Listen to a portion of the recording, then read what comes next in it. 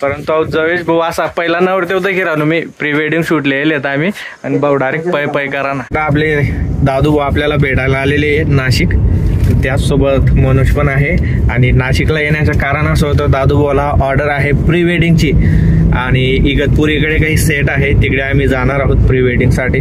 आणि जो कस्टमर आहे तो पण आपला भाऊचा आहे, त्यामुळे मग इगतपुरीला आपण प्री वेडिंग शूट करणार आहोत. तिथे कसं काय आहे काय नाही आहे ते तुम्हाला मी दाखवणार आहे. आणि तुमचं पण लग्न यावर्षी होणार असेल तर हा ब्लॉग तुमच्यासाठी.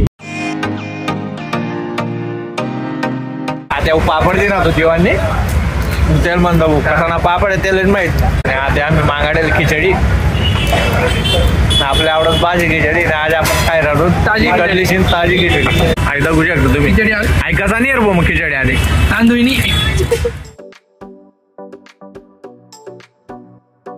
तर आम्ही आलोय आता इगतपुरी सेट क्यू म्हणून एक प्री वेडिंगचा सेटअप आहे आणि खूप भारी वाटला. इकडे एक मस्त डॅम आहे आणि डॅमचा काठावरती हा सेटअप असल्यामुळे एकदम हिरवळ आहे, निसर्गरम्य असं वातावरण आणि वेगवेगळे सेटअप या ठिकाणी आपल्याला पाहायला भेटत आहे. आणि ते पाहिल्यानंतर तुम्हाला असं वाटेल की या इथे येऊन आपण प्री वेडिंगचा शूट घेऊया.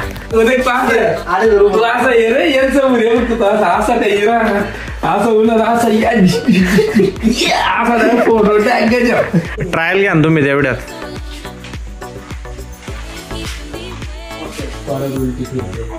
मला तर फिरव दे.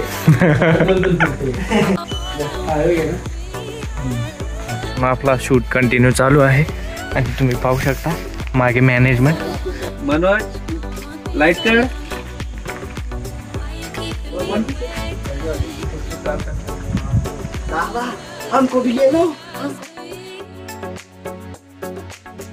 आम्ही आता आलोय खाली आणि इकडे पूर्ण निसर्गरम्य असं वातावरण आहे.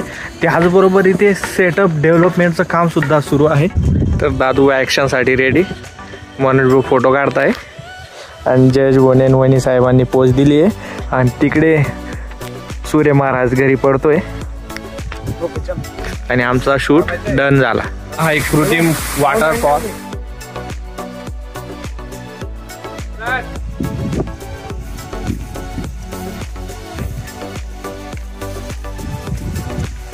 तर आपला शूट कंप्लीट झालेला आहे आणि पॅकअप चालू आहे. सर्व इन्स्ट्रुमेंट वगैरे कॅमेरा वगैरे बॅगेत ठेवला जात आहे आणि आपण आता निघतोय नाशिककडे आपल्या रूमवरती. व्हिडिओ आवडला असेल तर लाईक शेअर नक्की करा आणि असं व्हिडिओ पाहण्यासाठी फॉलो आणि सबस्क्राईब.